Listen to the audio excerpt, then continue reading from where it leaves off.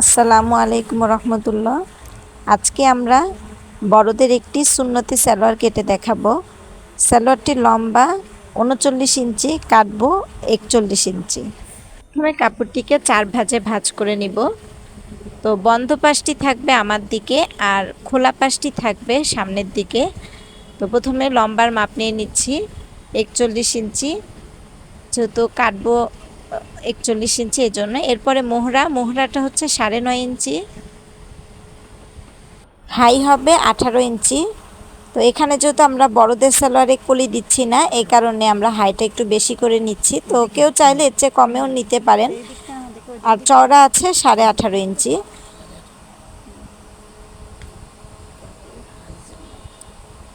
হাইটাকে shape দেওয়ার জন্য আমরা ১.৫ ইঞ্চি বাদ দিয়ে শেপ দিয়ে নিব।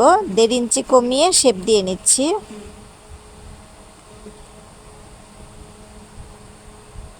কেউ চাইলে ২ ইঞ্চিও নিতে পারেন, কিন্তু ১.৫ ইঞ্চি নিলেও হয়। আর এই যে শেপ দিয়ে যে কাপড়টি কেটে নিব, এই কাপড়টি দিয়েই কিন্তু ফিতা তৈরি করা যায়। এই জন্য আমরা ওই কাপড়টি দিয়েই পরবর্তীতে ফিতা তৈরি করে নেব। এখন আমরা হাই থেকে মোহরা পর্যন্ত দাগ দিয়ে নিচ্ছি।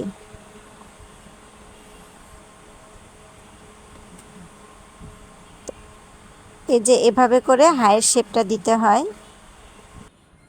৬/৭ সালোয়ার যেহেতু সুন্নত, এই কারণে আমরা ৬/৭ করে নিব। তো বন্ধ পাশ থেকে আমরা ৮ ইঞ্চি বরাবর মোহরার দিকে দাগ দিয়ে নিব।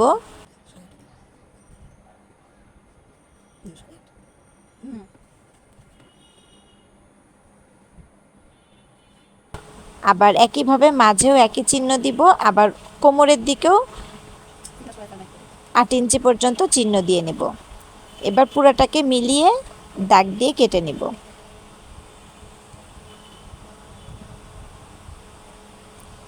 এখানে একটা সহজ বিষয় হচ্ছে, কেউ চাইলে কেটে নিয়ে সেলাই দিতে পারেন, অথবা কেউ চাইলে এভাবে রেখে ভাঁজ দিয়ে সেলাই করে নিতে পারেন। তো আমরা এখানে কেটে নিয়ে সেলাই দিয়ে দিব। আসলে সুন্নত মানেই সুন্দর এবং সহজ। এই যে সুন্নতি সালোয়ারটি, এটা পরতে যেমন আরামদায়ক, ঠিক তেমনই কাটতেও সহজ, সেলাই করতেও সহজ। আমরা দেখা যায় বর্তমানে অনেকে সুন্নতকে বাদ দিয়ে বিভিন্ন রকমের জামা, সালোয়ার এগুলো পরে থাকি।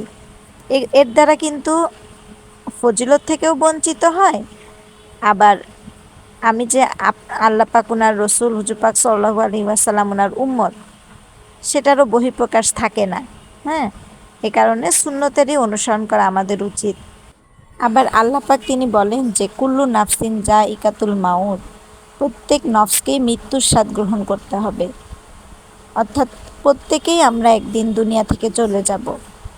আমাদের সাথে কিন্তু আমাদের টাকা পয়সা, বাড়ি গাড়ি, ধন দৌলত কোনো কিছুই যাবে না। শুধু যাবে একমাত্র আমাদের নেক আমল।